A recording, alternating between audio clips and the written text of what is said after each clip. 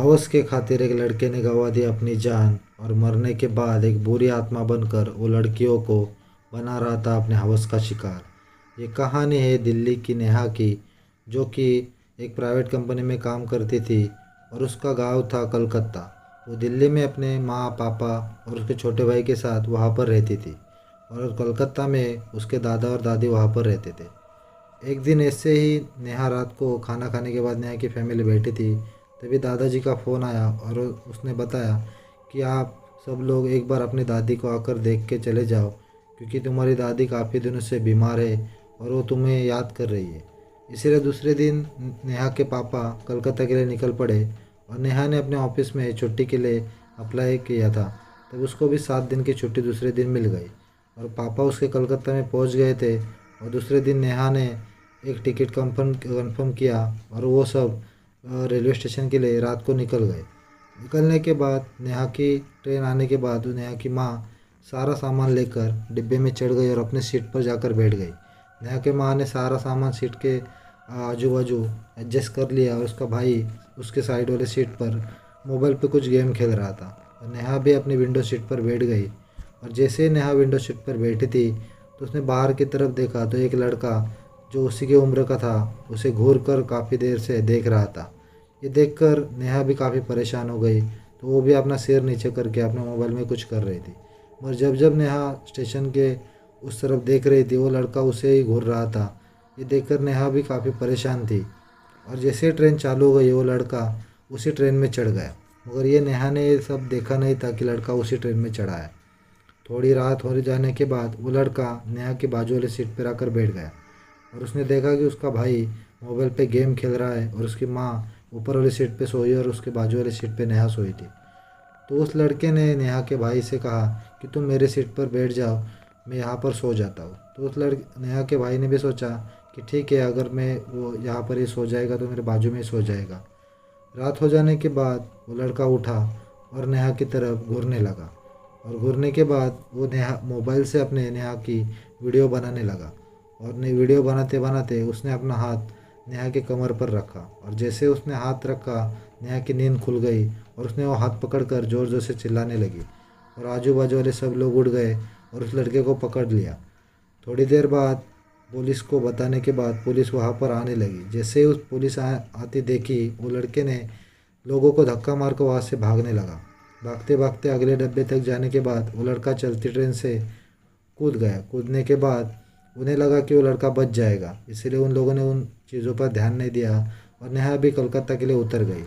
दूसरे दिन जब पटरी पे देखा तो कुछ पुलिस वाले उस लड़के को लेने चले गए थे, क्योंकि उसकी वहाँ पर मौत हो गई थी। और जब उस पुलिस वालों ने उसकी मोबाइल देखा तो उसके मोबाइल में अलग अलग लड़कियों की ट्रेन की वीडियो थी।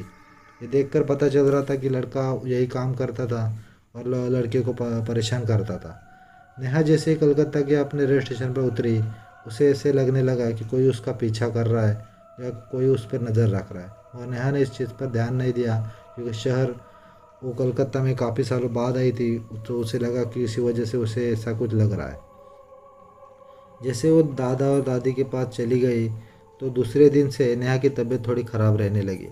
और ये जो सब घटा था तो नेहा ने अपने पापा को नहीं बताया था। तब नेहा गुमसुम से बैठी रही थी, तब उसने उसके पापा ने उससे पूछ लिया कि क्या हुआ बेटा, ऐसा क्या हुआ कि तुम आई हो तब से गुमसुम बैठी हो। तो नेहा ने सारी बातें उसके पापा को बताई। तो पापा ने भी उसको कहा कि डरो मत, ऐसा कुछ नहीं, वो लड़का वहाँ से चला गया, तुम टेंशन मत लो, वापस हमें नहीं मिलेगा। तो नेहा ने भी इतना ध्यान नहीं दिया। मगर दूसरे दिन से नेहा की तबीयत काफ़ी ख़राब होने लगी, उसे तेज़ बुखार और उल्टियाँ होने लगी। दूसरे दिन जैसे रात को सब लोग खाना खा के सोने चले गए, नेहा ने भी दवाई ले ली थी और रात को करीब 12 बजे नेहा उठी और ज़ोर से चिल्लाकर उसने उल्टी कर दी। उल्टी करने के बाद उसके मुंह से लाल रक्त की उल्टी हो गई। ये देखकर सब लोग काफ़ी परेशान हो गए और नेहा को जल्दी से अस्पताल लेने के लिए गाड़ी ले ली और उसको हॉस्पिटल में लेकर चले गए। डॉक्टर ने सारे टेस्ट कर लिए और सारे टेस्ट नॉर्मल आ रहे थे ये, और उसको दवाई देकर घर भेज दिया था। मगर नेहा का बुखार उतरने का नाम नहीं ले रहा था और नेहा अजीब अजीब हरकतें कभी रात को कर रही थी। तीसरे दिन ऐसे नेहा रात को उठकर अपने घर दादी के घर के छत पर जाने लगी। तभी नेहा के भाई ने ये उसको जाते हुए देख लिया तो नेहा का भाई भी उसके पीछे पीछे चला गया। जैसे ही पीछे देख रहा था तो नेहा अपने बालकनी में खड़ी होकर कूदने की तैयारी कर रही थी।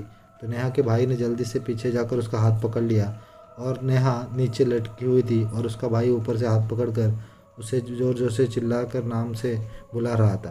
तभी उस नेहा ने ऊपर देखा तो उसके भाई ने देखा कि नेहा की आंखें पूरी सफ़ेद हो गई थी और नेहा मुस्कुरा रही थी। ये देखकर वो भी डर गया। उसने जल्दी से नेहा को ऊपर खींचा और सारे घर वालों को बुलाकर ये सारी बातें बता दी। तो नेहा की दादी थोड़ी उस किस्म की थी जो भगवान को मानती थी और तांत्रिक और काली विद्या को मानती थी। इसलिए उसने तुरंत सुबह सुबह उस गांव के सब जाने माने तांत्रिक को बुलाया और उससे सब बातें बताई। तो उस तांत्रिक ने बताया कि नेहा जब यहाँ पर आ रही थी तब जो जिस लड़के उसने उसके साथ बदतमीजी की थी वो ट्रेन से कूदने के बाद मर गया।